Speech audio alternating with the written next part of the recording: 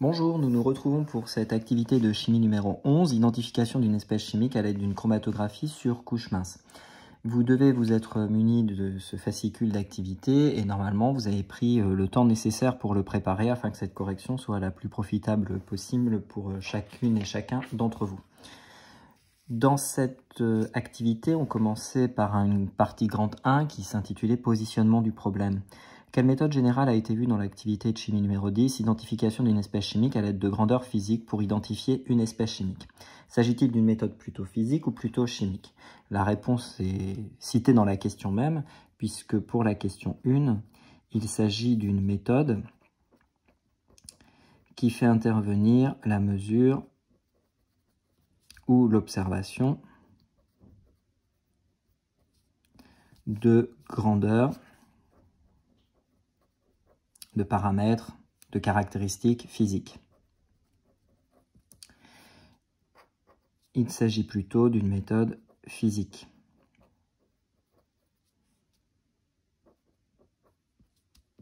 Voilà pour cette première question.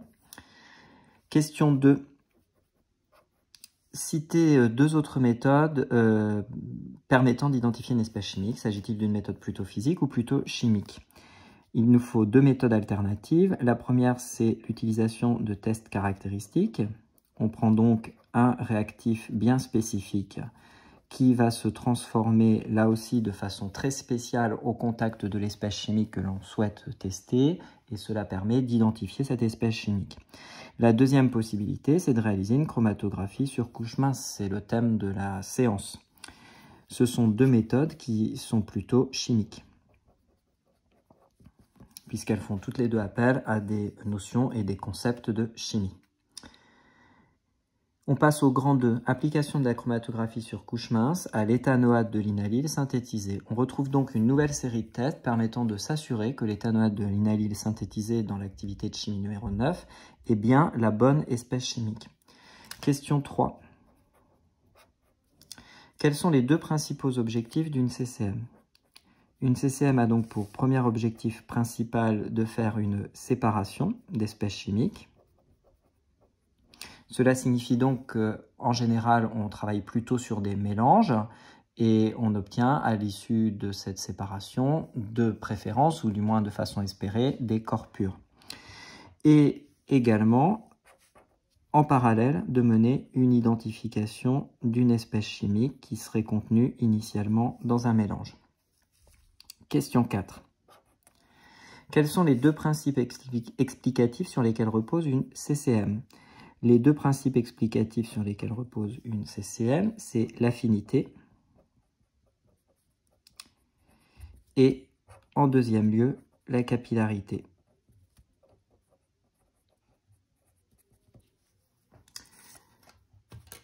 Il y avait ensuite quelques explications qui permettaient de comprendre quelle était la phase fixe qui allait être retenue pour la série d'expériences travaillées dans cette séance. La phase fixe retenue est de la poudre de silice déposée en couche mince sur une plaque d'aluminium. Et on vous proposait quelques petites expériences pour pouvoir comprendre ce qu'est le phénomène de capillarité. Je ne reviens pas sur ces expériences, il faudra qu'on les réalise pour pouvoir conclure et traiter la question 7. Nous allons reprendre ensemble à partir de la phase mobile retenue et le dichlorométhane. Des extraits de sa fiche de sécurité sont donnés ci-contre à droite. Listez en les justifiant pleinement les principales mesures de sécurité à prendre lors de la manipulation de ces espèces chimiques. On avait un seul pictogramme pour traiter la question 8, toujours commencer par le visuel. Ce pictogramme nous annonce que cette espèce chimique est cancérigène. Ensuite, on va se pencher sur les phrases H315, la première des phrases, H319, je vais faire la liste avant de compléter, H336 et H351. Pour rendre l'exercice simple, la note de bas de page ne mentionnait que ces 4 phrases. Je vous rappelle toujours la règle, pas la peine de les recopier in extenso, on prend un ou deux mots pour les résumer. Le premier, c'est donc irritant pour la peau cutanée. Le deuxième, H319, irritant pour les yeux. Le troisième, 335, somnolence.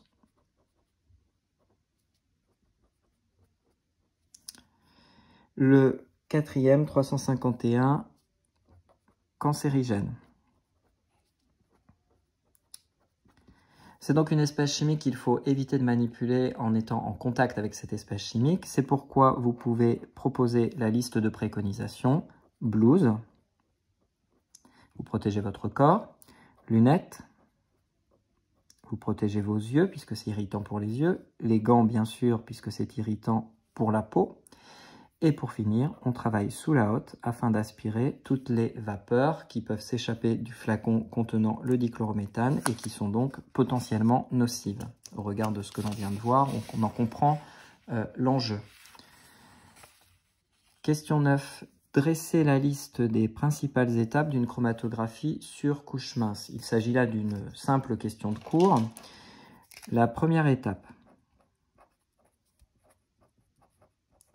consiste à préparer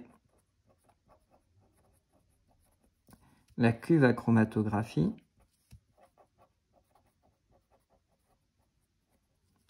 en y mettant un fond d'élément ou ce qu'on peut appeler aussi phase mobile et bien refermer derrière.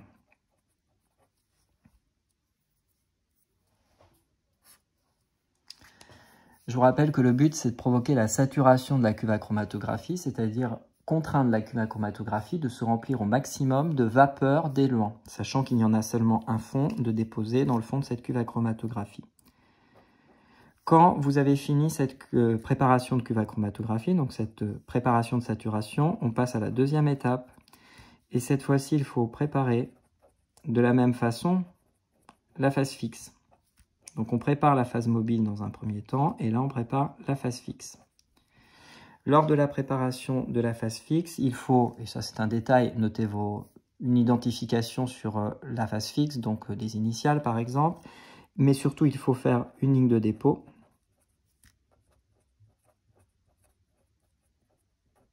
Cette ligne de dépôt, il faut la marquer.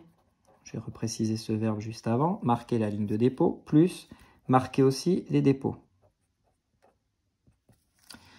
Autrement dit, sur le chromatogramme, vous tracez réellement, plutôt sur la phase fixe, devrais-je dire, vous tracez réellement cette ligne à environ 1 cm du bas de la phase fixe, puis vous marquez à intervalles réguliers les différents dépôts. Il faut donc anticiper le nombre de dépôts que vous voulez réaliser.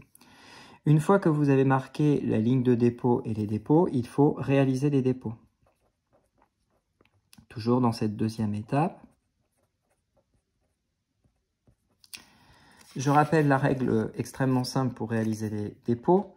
On va plonger un cure-dent ou ce qu'on appelle un tube capillaire, mais nous ça sera un cure-dent, dans l'espèce chimique que l'on souhaite déposer.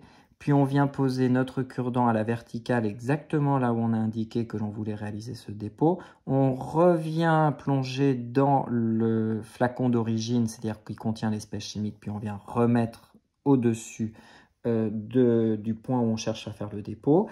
Et le protocole nous imposait de faire 3 dépôts successifs. Donc voilà comment il faut procéder. Je vous rappelle que les cure-dents doivent être élimés, c'est-à-dire la pointe doit être légèrement cassée, brisée pour ne pas abîmer la phase fixe, qui est très fragile puisque c'est vraiment de la poudre de silice qui est collée, mais très faiblement collée sur une plaque d'aluminium. Donc il faut préserver au mieux cette couche de silice lors de la manipulation des cure-dents et aussi au moment des écritures. C'est-à-dire qu'il faut utiliser un crayon papier pour faire les différents tracés, mais il ne faut surtout pas appuyer, donc ça doit être vraiment très faiblement déposé, votre trace de crayon papier. La troisième étape consiste à déposer, plonger la phase fixe dans la cuve, fermée bien sûr.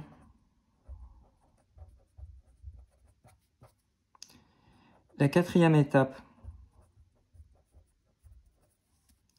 c'est d'attendre l'élution. Vous avez donc une phase d'élution. La cinquième étape,